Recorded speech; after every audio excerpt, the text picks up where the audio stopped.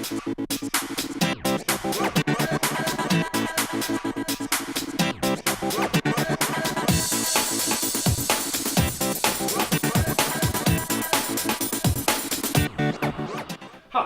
my name's Dan, and in this video we're going to show you how to set up the bridge receiver. So you hopefully have seen the other video in which we showed you how to set up the bridge transmitter, and now obviously we're going to look at the receiver mode.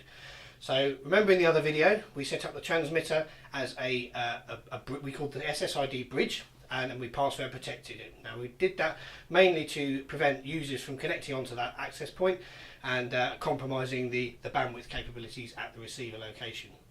So we're now at the receiver location. We get ourselves another beam 2, just like the other one. We've powered it up with the power injector, and I've connected into the WAN port. I'll explain why in a minute. So now we're going to scan for the network and connect to it just like we would any other ClearFlow device. So looking at the default network, we've got our beam 2. So if we click on that, and then we're going to open the browser, and just like all the other devices, using the default IP address that's on the back, we're going to launch into the login screen. So we type into the browser 192.168.1.200, and as you'll see, we've now hit the login screen. The default password, same as all the devices, is admin. So we put that into the field there, and now we'll hit the dashboard for the product. So we're going to set up the bridge receiver. So we're going to go via the wizard, just like we would with any device. We're going to click on the bridge mode. And remember, we've obviously already set up the access point or the transmitter already. We're going to now set up the bridge station or the bridge receiver. So clicking on that, we're going to choose secondary site, and now we're into the programming options. The first thing, one of the most important, is setting the IP address. Now remember, it's got to be a unique IP address that doesn't conflict with anything else on the network. Now, even though we're remotely connecting this device, remember, it's an invisible piece of cable basically, so it's still part of the same network, so the same rules apply. You've got to use the same subnet or the same IP range, and obviously the last part of the IP address must be unique and mustn't clash with anything on the network. So you could scan the network at this point just to be on the safe side. We've already done that, and we know we've used .240 in the first video for the transmitter, and we're going to use .241 for the receiver. We know that's an available IP address on the network, and obviously it doesn't conflict with the transmitter. In fact, it reminds us of that in the software anyway. So moving on, the subnet mask only really governs the number of IP addresses available in the system. We're not going to change that because it gives us around about 250 IP addresses, which is plenty for a standard sort of size network. So moving on, we are going to just look at the gateway field. Now this should self-populate for you. So when you click in the field, it will take the information from the IP address, the subnet, and obviously put that into the field, and then the final part of that IP address for the gateway is always .1. So that's the first IP address available in the range. And then finally, the DNS settings. So you need to put a value in here. There are a number of options at your disposal. The most popular and the easiest to remember is the Google public DNS server, which is 8.8.8.8. So we'll put that in, and then we'll click next. And now we're on to the actual establishment of the bridge. So obviously we need to search for the bridge itself. So we click scan, and that will scan for any networks that's on the 2.4 gig band. Of course, if you're using the beam 5, it will be scanning on the 5 gig band. So make sure you don't get the two things muddled up. We're looking for our bridge SSID, because that's what we're going to connect to, and if we scroll down we find it, and we're going to insert the password. If you remember from the last video, the password is 123456789.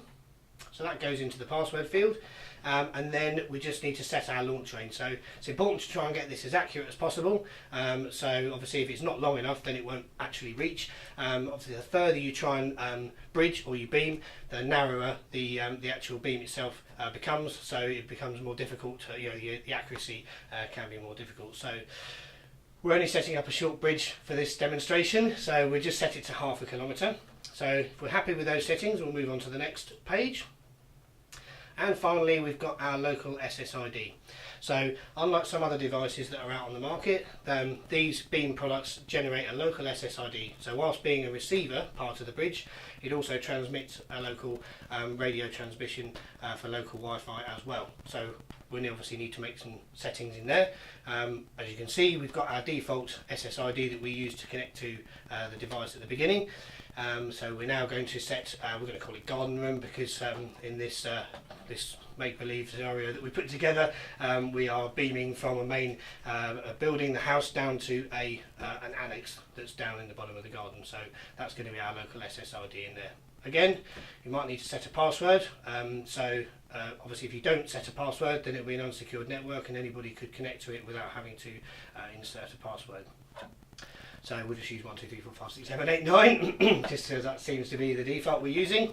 And then finally, we've got the option to set the transmitter power again. So you might want to localise your SSID or your radio transmission in that particular area if you wanted to. So that's quite a handy feature to have.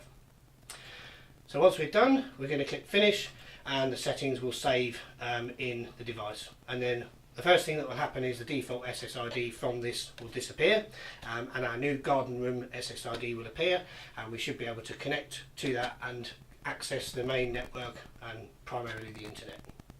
One last thing to say about the beams is to do with the PoE pass-through. So this is a really good feature for using CCTV cameras. So if you've got an IP camera at the remote location, what these devices have the ability to do is to share the power from your power injector to the IP camera. So this is why I've used the WAN port, because we would use the WAN port as the input from the power injector.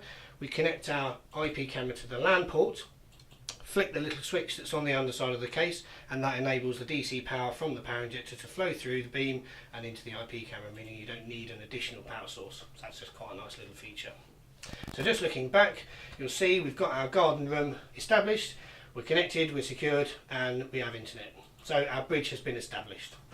So that does conclude the video, but there's more information on all these products on our website, which is antiference.co.uk, or of course there's more videos that you can check out on our YouTube channel. So thank you for watching.